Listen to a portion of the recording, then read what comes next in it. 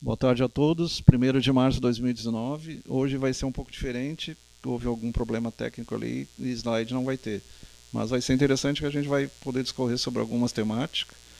O tema que eu sugeri é os papas que foram assassinados. E isso aí dá para falar no João Paulo I, dá para falar o Borgia, que foi um papa famoso, que é italiano. E dá para falar também sobre o terceiro segredo de Fátima, que o terceiro segredo, um papa morreria numa coluna e caminharia por cima de cadáveres. Não tem nada a ver com João Paulo II, que não morreu, sofreu um atentado, mas não morreu. E não morreu um monte de sacerdotes, como está no terceiro segredo. E alguns historiadores falam até no quarto segredo, porque ele teria sido dividido em dois. Um foi para a Congregação Doutrina da Fé, que era presidida pelo Joseph Ratzinger, que é o Papa Emérito, e que renunciou. E o outro está na escrivaninha do Papa desde a época do João 23. Desde aquela época, e nenhum deles revelou o final do terceiro segredo. É outro tema que é interessante conversar também. Para que quem quiser compartilhar, e o Rally ali pela internet também, está na Wikipédia a lista de papas assassinados. Então é um material bem interessante. Isso aí mostra o quê? Mostra que pelo poder, desde que a igreja se tornou estatal, unindo o Estado, o poder estatal, o poder mundano com o poder, digamos assim, espiritual, houve muito busca pelo dinheiro e muitos assassinatos. Papas católicos romanos foram assassinados. As circunstâncias variavam do martírio. Papa Estevão I, que era o Estevão, que foi assassinado, apedrejado por mando de Paulo, que era Saulo, que depois virou Paulo. E durante a guerra tem o Papa Lúcio II, seriam dois exemplos. Alguns por espancamento, ou um por marido ciumento, que era o João XIII. Então houve uma época que os papas... Tem até um livro interessante que é o crime dos papas.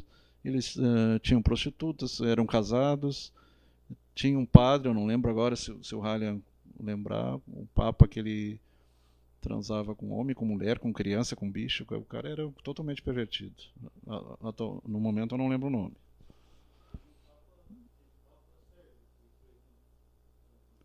E teve um que mandou desenterrar o cadáver do antecessor e fez o julgamento pós-morte. Umas coisas bem bizarras. Sapor de la Montanha, lá na Siderópolis. Arthur Procopio Lima, Realdo Guidarte, Célio Teixeira, ou Célio motorista. Motorista da prefeitura. João Costa, Giovanni Costa, Cristiano Fernandes e Paula Matias. Então, se você tiver aí o acesso à internet, pode participar também, ou pôr a sua opinião. Então, Papa Guerra, julho 1. O número de outros papas morreram em circunstâncias que alguns acreditam ter sido assassinados, mas que não houve uma conclusão definitiva. Foi o caso de João Paulo I, com 33 dias de mandato. Pela história do Leloup, o livro Em Nome de Deus, teria sido assassinado, porque ele já foi a época do Banco Ambrosiano, tinha participado da máfia, com o Vaticano, com a máfia, muita roubalheira, ele queria fazer uma limpa no Vaticano. A máfia e a maçonaria estavam infiltradas no Vaticano. Ainda tem gente lá infiltrada, mas naquela época era bem pior. Logo depois de Paulo VI. Então, lembrando papas passados, o Estevão foi primeiro. Tá, mas esse aqui é um. Esse aqui é outro. 254, 257, decapitado. Não é o mesmo Estevão lá da época de Paulo de Tarso. O Estevão VI, 896 897, estrangulado. Estevão, vão ter vários Estevãos, vários Joãos. Estevão VII, logo depois do sexto. 939 e 942, mutilado. Lembrando também que muitos desses eram considerados antipapas. Houve 33 antipapas, se não me engano. Então e teve uma época que teve 3 papas. A época de Avignon, teve um papa romano, um francês e tinham 3 papas. Então João XII, teve a papisa Joana também. foi descoberta porque estava grávida e num daquelas passeatas foi descoberta. João XII, 955-964, assassinado por um marido traído, então eles praticavam adultério, É um dos motivos que foi proibido o padre se casar, foi por causa disso. Que houve uma época que eles tinham mulheres e várias mulheres. Papa Bento VI, 973-974, estrangulado. João XIV, 983-984, morto por fome, maus tratos ou assassinato direto. Aí há alguma controvérsia. Papa Gregório V, não lembro se é o Gregório Grande. 996-999, envenenado. Pois é, não sei qual é deles. Bonifácio VIII, 1294-1303, época das Cruzadas. Morte possivelmente, embora improvável, por efeitos de maltratamento antes de um mês. Aí eu acho que foi erro médico, pelo que diz aqui. Papa Alexandre VI, esse você conhece, que é o Rodrigo Borgia. Morreu provavelmente em envenenamento pelo próprio irmão César Borgia. Os Borgia tinha a Lucrécia Borgia, era uma família de Florença. Na época, Florença era praticamente a capital, pelo menos do mundo artístico. Então, vários escândalos, inclusive o Papa era casado com a sobrinha, porque a Lucrécia Borgia era sobrinha. Em italiano tem um livro sobre a Lucrécia Borgia, bem interessante. Lista cronológica, então, outros. Aqueles foram confirmadamente assassinados, supostamente assassinados. João VIII, 872-882, alegadamente envenenado, em seguida espancado até a morte. Adriano III, 884-885, alegadamente envenenado, carece de fontes. Leão V, 903, supostamente estrangulado. João X, 914-928, supostamente sufocado por um travesseiro. Estevão VII, 928-931, alegadamente assassinado, mas carece de fontes. Papa Sérgio IV, 1009-1012, alegadamente assassinado, carece de fontes. Clemente II, 1046-1047, alegadamente envenenado. Tinha uns que eram um ano ou alguns meses, né? Teve um ano que teve 4 papas. Damaso II, 1048, alegadamente assassinado. Aí teve o João Paulo I, foi 33 dias. Celestino V, 1294, rumores de ter sido assassinado por seu sucessor Bonifácio VIII, após a sua abdicação. Bento XI, então a grupo dos Bento também era bem... 1304-1305, alegadamente envenenado, nenhuma evidência fornecida, carece de fontes. Então são suspeitas. Pio XI, o antecessor do Pio XII, que era o Papa do Hitler, né? Tem um livro que é o Papa do Hitler. Porque ele não foi contra nem o nazismo, nem o fascismo, o nazifascismo. Janete Rodrigues, Antônio Oliveira, Fátima Frasson e Jorge Cruz Pereira. O Pio XI, silenciado, sendo assassinado. Isto é uma pura suposição baseada no fato de que o seu principal médico foi o Dr. Francesco Petacci, pai de Claretta Petacci, amante de Benito Mussolini, o Duce. João Paulo I, então esse, 1978, morte com apenas 33 dias após a eleição papal, levou a teorias da conspiração. Toda a história da P2, que a gente pode aprofundar um pouco. Mas antes disso, teorias da conspiração envolvendo João Paulo I, o Papa Sorriso. Tudo no Wikipedia. João Paulo I morreu aos 28 de setembro de 1978, apenas 33 dias depois da sua eleição para o papado.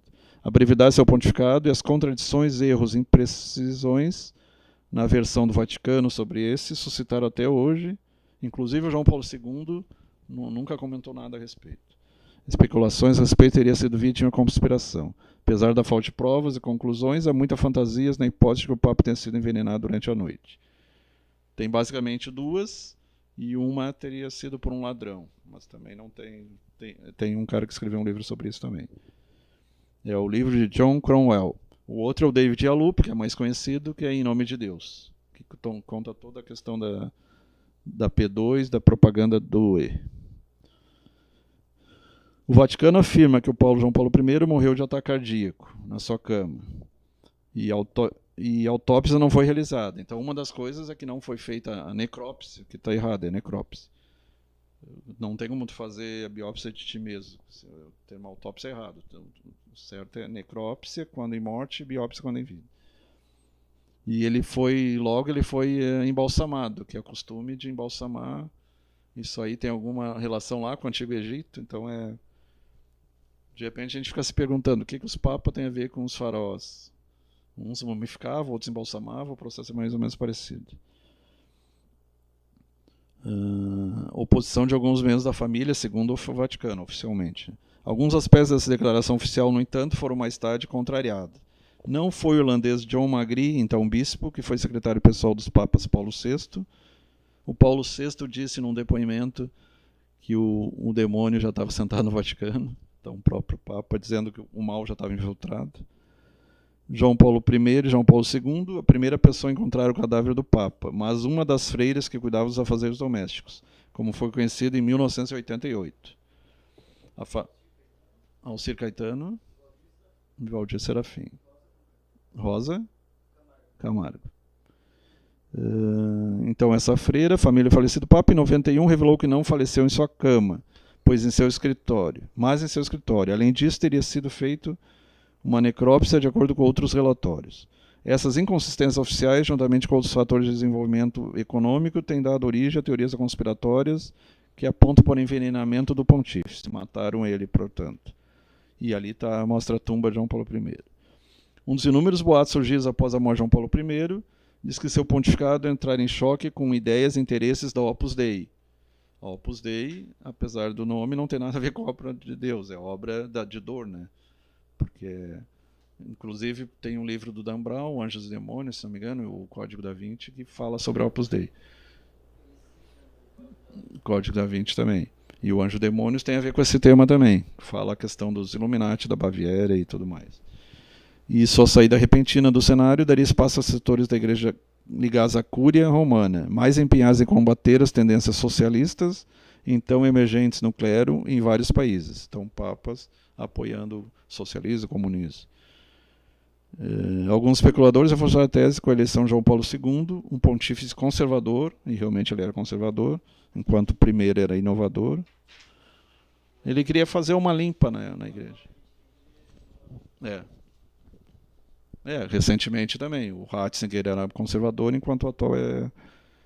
Por isso, erradamente, tem alguns vírus comparando ele como se fosse um falso profeta, o último dos papas.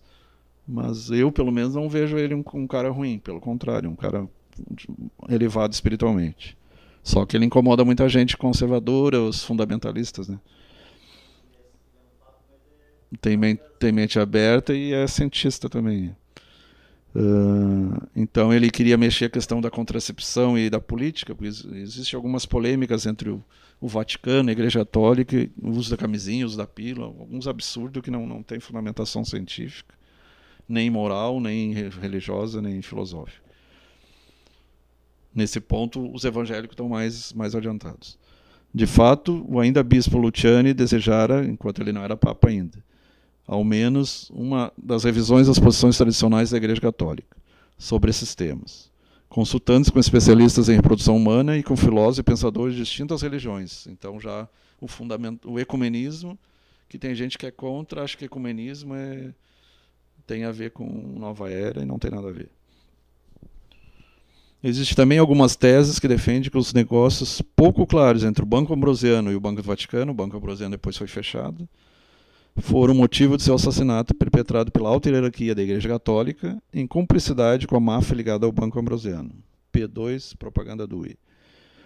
E a Irmandade Secretas Maçônicas, já que o objetivo deste Papa seria a denúncia de crimes econômicos, tensionando começar esse desafio pessoal dentro da Igreja. Seria mais ou menos tipo o Bolsonaro da época. Queria denunciar desvios e seria a Lava Jato da época, né? Alguns teóricos da conspiração ligam a morte de João Paulo, e eu acho que acompanha também a Operação Mãos Limpas da Polícia Federal da Itália, né? Mais ou menos na mesma época, década de 70, 80. Alguns teóricos da conspiração ligam a morte de João Paulo em setembro de 78 com a imagem do bispo vestido de branco, dito ser visto por Lúcia Sander, mas não tem nada a ver. E seus primos Jacinta e Francisco. Então, o terceiro segredo fala não tem nada a ver com isso e não tem nada a ver com a tentativa de assassinar João Paulo II também. Aquela descrição de um papa morrendo em cima de cadáveres e junto a uma cruz no monte, até hoje não aconteceu. E não achei nada na internet que já teria acontecido. Poderia ser alguma coisa do passado, mas pelo menos não achei nada. Caetano Almeida, um abraço. Então não tem nada a ver com a visão de Nossa Senhora de Fátima de 1917. Não teria um pouco a ver com alguma do início ali das previsões, assim como as previsões de La Salette e Lourdes na França, e depois Barangandal recentemente, em 1980 na Espanha, e Medjugorje na Iugoslávia. Então alguma coisa assim, mas não nada a ver com o assassinato do Papa, um provável assassinato do Papa. João Paulo diz que ele está profundamente comovido por ter encontrado com Lúcia e prometeu realizar a consagração da Rússia, que foi feito por João Paulo II, se não me engano. Se não houvesse a consagração, inúmeras catástrofes, tem previsões bem tenebrosas, e inclusive o final da igreja, né, estaria previsto. No livro de Dialup, esse livro é muito bom, quem não leu deve ler. O jornalista britânico David Dialup publicou em 84, após longa pesquisa, a obra Em Nome de Deus, In God's Name, na qual oferece pistas sobre uma possível conspiração para matar João Paulo I, a dar de crédito a Sons Dialup, que inclui inúmeros clérigos e habitantes da cidade do Vaticano. João Paulo I esboçava no início do seu breve pontificado, foi um dos primeiros que recusou sentar na poltrona de ouro. O Francisco também, se não me engano, né? Uma investigação sobre os supostos esquemas de corrupção no IOR, Instituto per la Opera de Religione, a mais poderosa instituição financeira do Vaticano, vulgo Banco do Vaticano, que possuía muitas ações do Banco Ambrosiano. O Banco do Vaticano perdeu cerca de $1/4 de $1 bilhão, inclusive tem ações em militarismo, guerra, coisas que... Tá, mas o que a igreja tem a ver? E não se sabe se não tem a ver até com narcotráfico, mas pelo menos participação em guerra, tudo, até com isso a igreja lucrou. João Freitas. O Banco do Vaticano perdeu $1/4 de $1 bilhão. Logo após eleger esse Papa, ele ficara a par de inúmeras irregularidades do Banco Ambrosiano, então comandado por Roberto Calvi. Todos esses caras acabaram morrendo depois. Supostos suicídios, mas provavelmente foi queima de arquivo mesmo. Conhecido pela alcunha de Banqueiro de Deus, por sua íntima relações com o IOR. Muito parecido com algumas igrejas neopentecostais, né? Teologia da prosperidade. Esta corrupção foi real e conhecida. Isso tudo, se tu pegar na Bíblia, é mamon, né? É dinheiro, não tem nada a ver com o que o Cristo pegou. E é conhecida por ter envolvido o chefe do Banco do Vaticano, Paul Marcinkus, juntamente com Calvi. Calvi era um membro da P2, Propaganda Due, uma loja maçônica italiana ilegal. Foi encontrado enforcado. Então, assim como Illuminati, alguns outros se infiltraram na maçonaria, Ordem do Templo Oriental, daquele maluco lá que dizia que era o anticristo, e Thomas Sais, Anton LaVey, da Bíblia satânica, que se infiltraram na maçonaria para ter poder. Calvi era um membro da P2, loja maçônica ilegal. Foi encontrado enforcado numa ponte em Londres, depois de ter desaparecido antes da corrupção de se tornar pública. Sua morte foi inicialmente dada por suicídio, e segundo o inquérito ordenado à sua família, em seguida retornou um veredicto aberto. Então, provavelmente foi assassinado. Entre os envolvidos no esquema estaria então o secretário de Estado do Vaticano, Camerlengo. O Camerlengo é o assessor do Papa, né? Jean Villot, francês. Mafioso siciliano Michele Sindona, e o cardeal do Chicago, John Cody, e o bispo Paul Marcinkus, então presidente do Banco do Vaticano. As nebulosas movimentações financeiras desses não passaram despercebidas pelo Papa Sorriso. Também são citados supostos membros da loja maçônica P2, como Licio Gelli. Deve-se ressaltar e pertencer às comunidades secretas, sempre foi e ainda é considerado motivo de excomunhão na Igreja Católica. Nós tivemos no Brasil o padre Antônio Vieira. Não era Antônio Vieira. Qual é aquele que participou antes da República? Aquele era maçônico, mas tinha poucos padres maçônicos. Tem mais bispos evangélicos maçônicos. A Cúria Romana como um todo seria rechaçado o perfil humilde e reformista de João Paulo I. Diversos episódios no livro corroboram essa tendência. O Papa Sorriso sempre repudiou dogmas, ostentação, luxo e formalidades. Para ficar num exemplo, ele detestava o sédia gestatória, a liteira papal, não se sentia importante ser carregado por ombros das pessoas. Após uma insistência da cúria, ele passou a usá-lo. É um absurdo mesmo, né? Se é lá na Índia é até comum, mas não no Ocidente. E a Lupe cita a digitalina, que é a planta da digoxina, né, que é um remédio para o coração, veneno extraído da planta com o mesmo nome. É um veneno em altas doses, mas em baixa dose é medicamento. O Halley sabe disso, que é uma questão de dose apenas. Como a droga usada para pôr fim ao pontificado de João Paulo I. Essa toxina demora algumas horas para fazer efeito. E a Lupe defende que uma dose mínima de digitalina acrescentada à comida ou à bebida do Papa passaria desapercebida e seria suficiente para levar ao óbito. Teria que fazer um exame logo em seguida, senão não ia conseguir ser detectada. E para o autor, em nome de Deus, teria sido muito fácil para alguém conhecesse os acessos até o Papa, né? João Freitas. Juliana Teixeira Menegito. Penetrar nos aposentos papais, cometer um crime dessa natureza. Outras obras de investigação, até porque já tiveram outros papas no passado, foram envenenados. Então não seria novidade. A teoria do envenenamento. O livro é o Dia de la Cuenta de sacerdote espanhol Jesus López Saez. Presume que o Papa foi envenenado com uma forte dose de um tal vasodilatador. Sem se deter na morte de João Paulo I, e a Lupe insinuou que João Paulo II seria conivente com todas as irregularidades detectadas na breve pontificação antecessora. Não fez nada, né?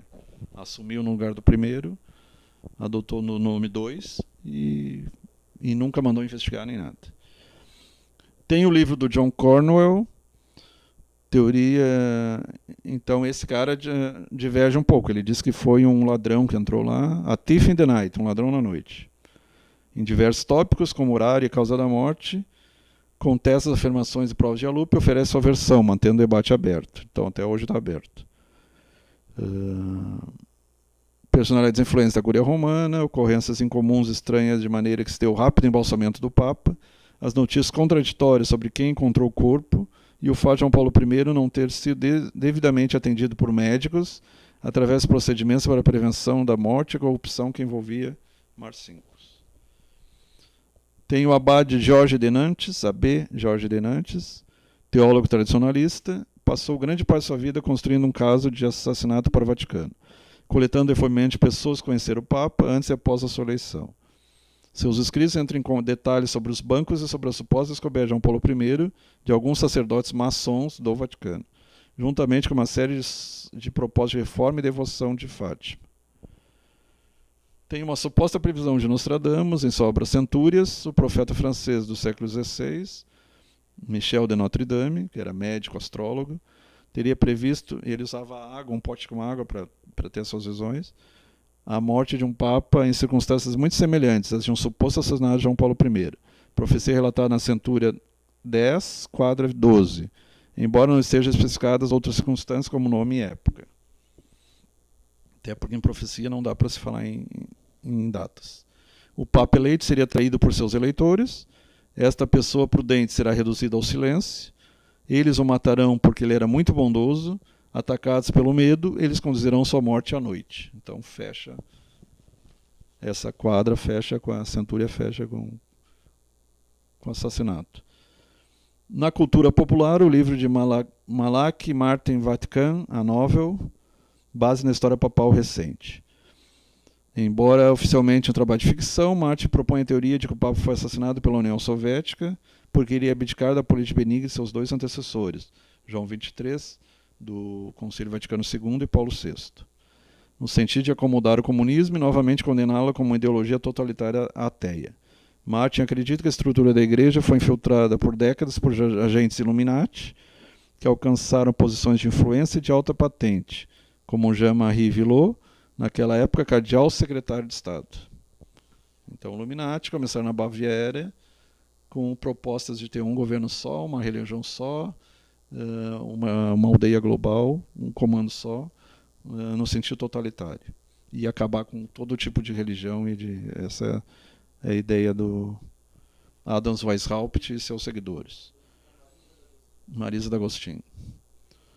O filme de 1990, O Poderoso Chefão 3, apresentou um elemento da história retratando a Società Generale Immobiliare, a maior empresa imobiliária do mundo, cujo antigo maior acionista era Santa Sé.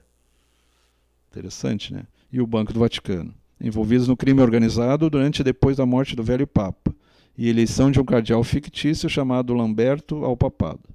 Lamberto leva o nome papal de João Paulo I. Como leal Papa João Paulo I, ele morre misteriosamente depois de um secretário entrar em seu quarto para lhe dar uma xícara de chá, queria ajudá-lo a dormir. O Papa dorme em paz, porém mais tarde uma freira entra no mesmo quarto e tenta acordá-lo do seu sono, verificando que o mesmo está sem vida. Então, é uma ficção, mas que fecha com a realidade. A vida imita a arte, ou a arte imita a vida, né? O romance do escritor português Luís Miguel Rocha, intitulado O Último Papa, publicado em 2008, após a teoria de que João Paulo I foi assassinado. The Company, a companhia, novel da CIA, of the CIA, por Robert Little, o Papa João Paulo I assassinado por um assassino contratado pela KGB. The Last Confession, a última confissão, Roger Crane. É um thriller que acompanha as tensões dramáticas, crises de fé, manobras políticas dentro do Vaticano, em torno da morte do Papa João Paulo I. A peça percorreu o Reino Unido, a primavera de 2007, antes de ser transferida para o Teatro Haymarket, com um elenco que inclui David Suchet. Posteriormente foi transmitido pela BBC Rádio 4 em 4 de outubro de 2008. Em outubro de 2010, a peça foi levada para a Europa continental pelo grupo teatro Antuérpia de Spilling. Então, a lista de papas assassinados, loja P2, Propaganda Due, Banco Ambrosiano, críticas, teorias de conspiração envolvendo o Papa João XXIII. Aqui entra o João XXIII, não se aprofunda mais. Quanto tempo temos ainda?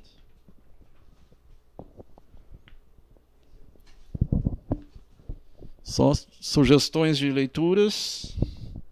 Leonardo da Vinci, Os Sete Crimes de Roma, de Guilherme Prevost. Muito bom. Em um dia eu li. Comecei de manhã e terminei à tarde. O cara é muito bom. Os Sete Pecados Capitais. Transcomunicação, Fenômeno Magenta, estudo científico recente, na década de 80, 90, sobre transcomunicação e outros temas, materializações. Aqui são os últimos estudos científicos sobre materializações, sobre transcomunicação e fenômenos correlatos. Feito lá na Grã-Bretanha. Túnel do Tempo, as primeiras publicações espíritas no Brasil, Eduardo Carvalho Monteiro, Madras. A Madras, apesar de ser maçônica, tem a Madras Espírita. Essa aqui é da Madras Espírita. Evidência da Sobrevivência, Carlos Antônio Guimarães, também da Madras Espírita. Indício que sugere a vida após a morte, extraídos da história do espiritismo, da metapsíquica e da parapsicologia. Primeiro lugar no concurso literário José Herculano Pires, categoria Histórias do Espiritismo. Então mostra todos os estudos do século XVII, XVIII, XIX, principalmente XVIII e XIX. Acho que fechou o horário. Como é que está o horário aí? Paulo Coelho. Calmã? Calmã Coelho. O rapazinho. Então, por isso era hoje. Por hoje era isso. Feliz Carnaval a todos. O próximo programa é sobre Alzheimer, vai ter slides e agora é nas sextas-feiras, né? Então mudou para sextas-feiras. E eu, pessoalmente, no passado já gostei de Carnaval, hoje não. Isso não me pertence mais, como diz. Mas para boas leituras, para esse feriadão vai ser bom. Ou para passear, para viajar. Bom feriadão a todos.